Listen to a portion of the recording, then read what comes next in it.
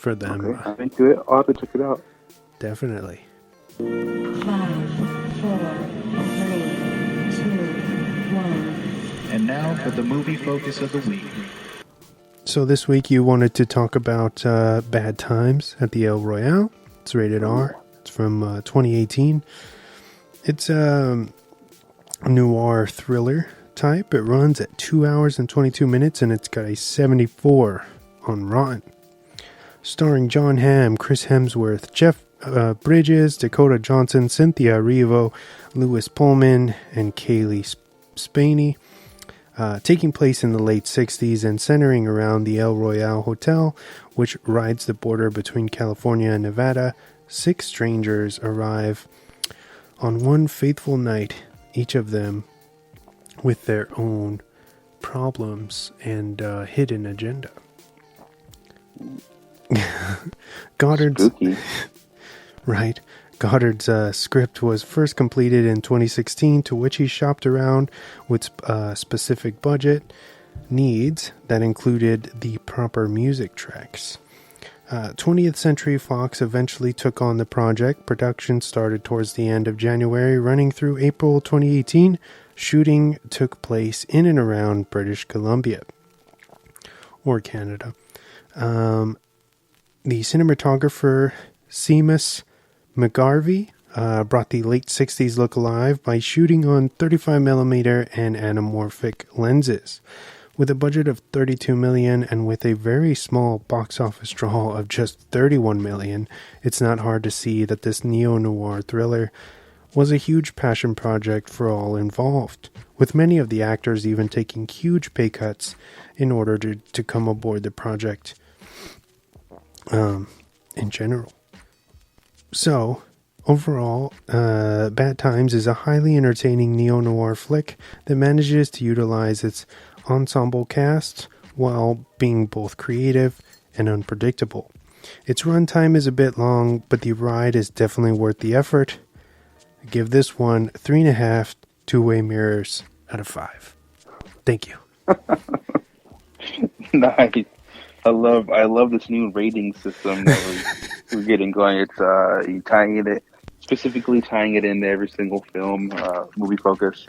Definitely enjoying that. I love to see every week what the new item is going to be that you're rating on.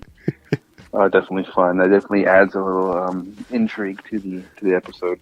Little razzle dazzle, you know. Oh yeah. So, man. Yeah. Other than the obvious, I want to know, what's your attachment to this film? Why did you want to choose it for this week? And what are your thoughts on it in general? What do you love about this film?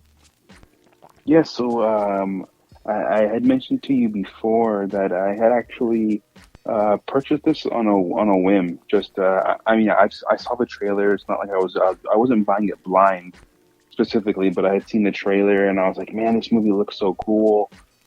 I don't know what it was about it. It had to have been the music in the trailer and just the way visually it looked, and just seeing this huge ensemble cast that was in there, all these faces in this film, I knew from something, whether or not they were big time actors at the time or what have you, but I knew them. Jon Hamm, Jeff Bridges, Chris Hemsworth, of course, huge Dakota Johnson. Even Nick Offerman's in this, which is he's in it for about 5 minutes, but he definitely I like his part in it, even though how minuscule it is. Yeah, and then like I said, I had bought it just to on the trailer alone. Never going to the movies to watch it or renting it on Redbox or digital. Just purchasing it. And I think this is probably I want to say third or fourth time watching it since I bought it when it came out. I know I watched it within the first year of purchasing it. I watched it the day I got it, and then took it to my grandparents to watch it with them, because anytime I find a movie that I like, most of the time they'll enjoy it as well. If I think it's within their realm of understanding, because no country for old men. They did not understand that movie. They didn't understand the ending. They're like, wait, what? That's the ending? What happened? But that was pretty funny trying to explain to them that ending. But yeah, like I said, I really enjoyed this movie though.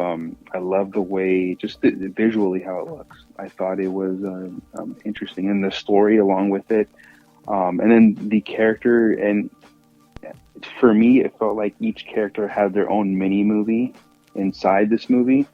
You kind of get like a backstory. After you meet everybody, they individually go through each room, which I thought was interesting that they were staying in at the El Royale. And then from the beginning, when Miles kind of sees Father Flynn or Jeff Bridges, you can automatically tell that this is not. He even says, this isn't a place for you to be here, Father. There's I can call the Ritz or wherever he says, down the road or something, or the next town over, to see if they have a room for you there. But this is no place for a man of the church. So that there was pretty interesting. I thought that was just from watching that little bit, I was like, ooh, I want to see what's going to happen next.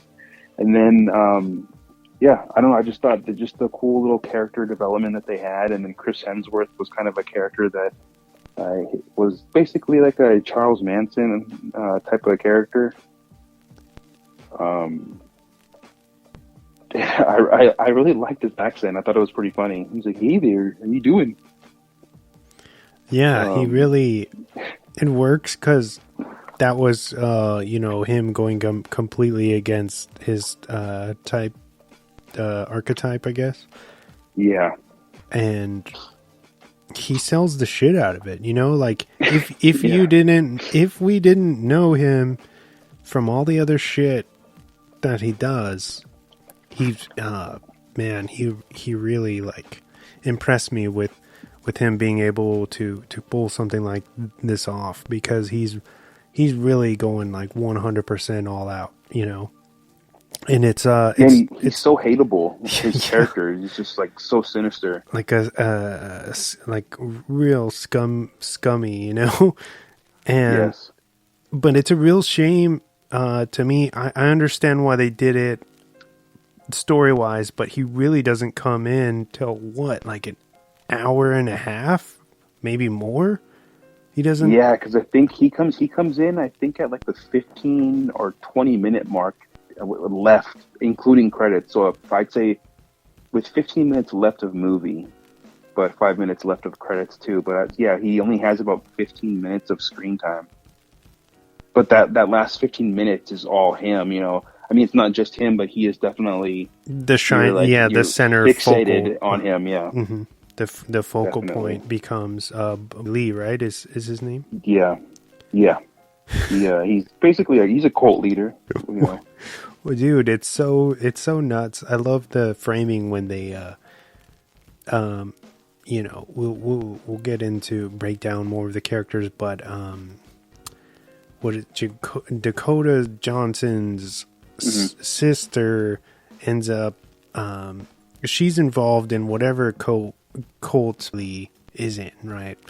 And Dakota Johnson's character has kidnapped her sister and took her back to the El Royale to try to get her, I'm assuming, away from that element. Yeah. They're running away from him, essentially, this big kind of badass cult leader who has super reach, I guess. And, because her sister, Dakota Johnson's sister, is so young, she doesn't know better and ends up calling him, Chris Hemsworth character, Lee, on the phone and letting him know where they are. And that sets up the entire pretty much climax of this film. Yeah. That one mistake. Go ahead. Yeah, I know. Leaving Dakota leaving her sister alone. Um, but I felt bad for Jon Hamm's character just because he's a from what I can tell he's a good guy. You know, essentially, I would say he's working for the CIA. Is that what it is? He's 'Cause he some calls kind Hoover. of he's some kind of So undercover. I forget what branch of the government that Hoover directed. Um, J. Edgar Hoover. He was he was the I think CIA director. But anyways, Jon Hamm is he's playing the part of a vacuum salesman, and he's actually he's there to I think check up on the what is it like the bugs he has all inside the hotel. Yes.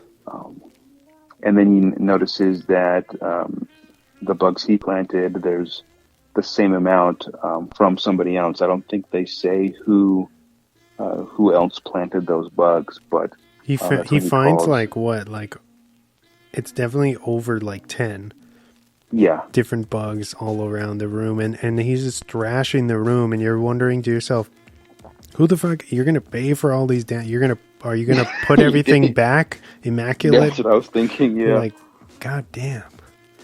I feel sorry for fucking the guy who has to clean up that room.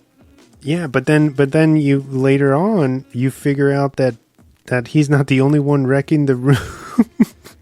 Yeah, yeah. Then you get what you get Father Flynn or Jeff Bridges, tearing it apart basically later on,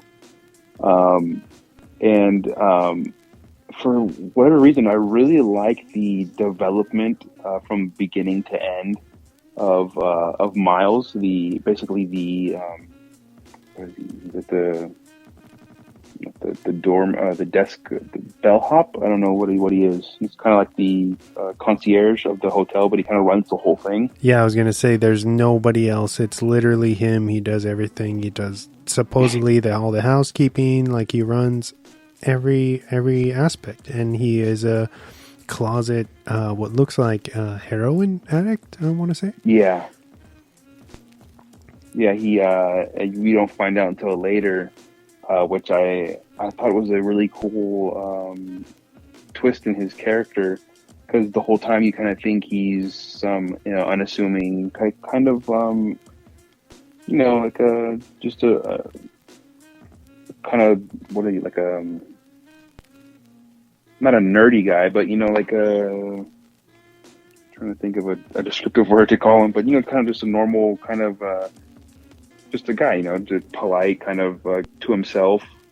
And then you find out when Darlene is asking for him to pick up the revolver that Billy Lee had dropped while he's in the fight with Father Flynn. You have this right before his flashback or his backstory that you get to see. He's like, I can't kill any more people. And then she stops and she says, how many people have you killed? And he's like, and he has an exact number. He's like 127. And then you have that flashback to when he's in Vietnam. And he is just, I guess he's a sniper, a rifleman. And he is just taking out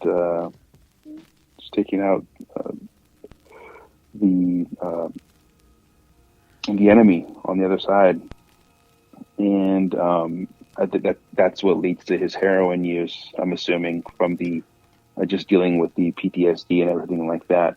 But we're kind of going straight to the end here on that. But out of all, I want to ask you this: out of all the characters and the ones you get to see, who would you say is your favorite, or your favorite story that kind of you got to see? Well, first off, I want to say this. I never had a chance to see this movie when it came out. I wanted to, and I heard great things about it. But for some reason it just fell off my radar, and I never got the chance to watch it. So this was a first time watch. I really Oh, cool. I really had no idea. I knew who was in it. I had no idea that this was going to be a